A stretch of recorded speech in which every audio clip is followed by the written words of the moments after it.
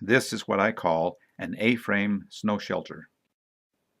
It's my favorite snow shelter to build because it takes much less time than an igloo, and I stay a lot drier than when I make a quinsy or a snow cave.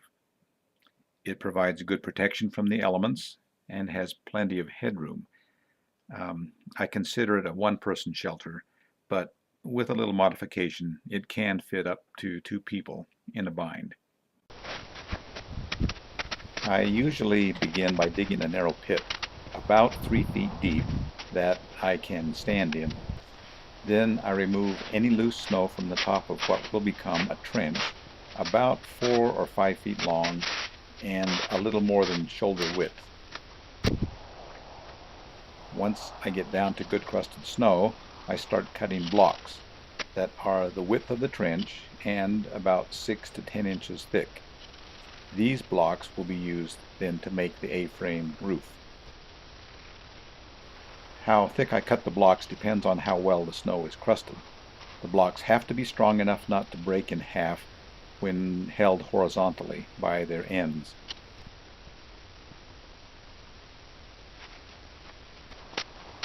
Snow depth here is nearly 3 feet, with about 2 feet crusty enough for cutting some good blocks. The bottom layer is just too soft for making blocks, so I shovel it out of the way.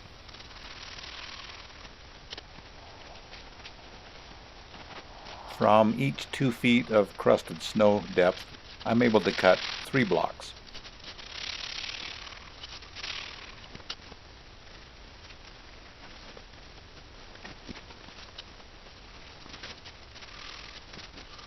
Sometimes, especially with those lower blocks, they get wedged in there and you can't lift them out without cutting an extra inch off the end of the block. I'm now cutting out the last blocks from the end of the trench.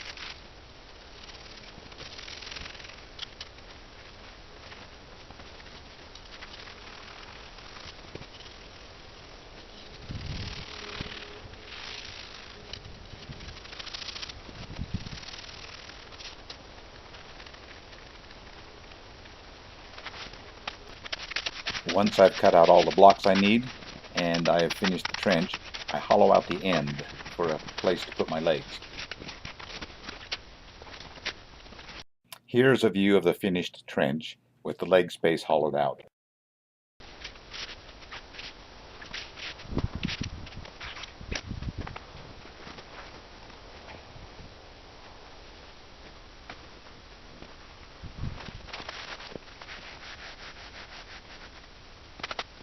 Next, I make a back wall by stacking a couple of blocks on top of the snow at the end of the trench, and then I take another block, lean it to the midpoint of the trench, and mark its angle on the back wall. I cut the back wall on the marked angle and then lay the roof block against it, with about half to a third of the block's width hanging out over the trench side of the wall.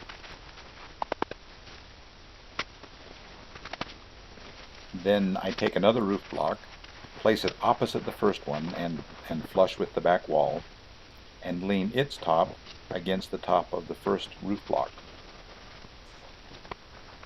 I cut the top of both blocks at a vertical angle so they sit flush against each other, and then I just continue the process with block after block.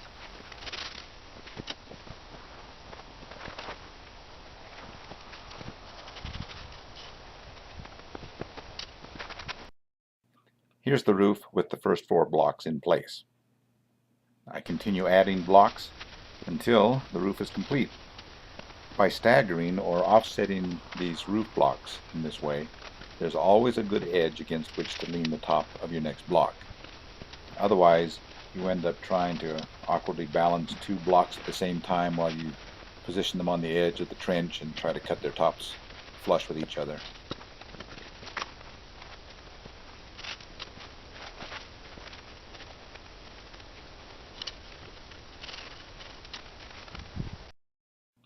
The roof is finished.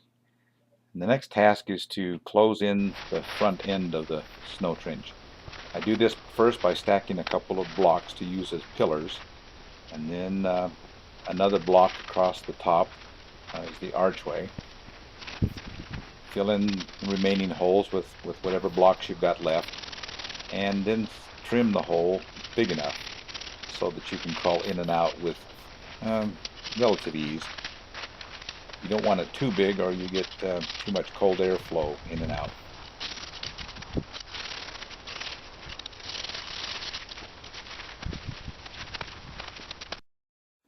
So here's the finished product.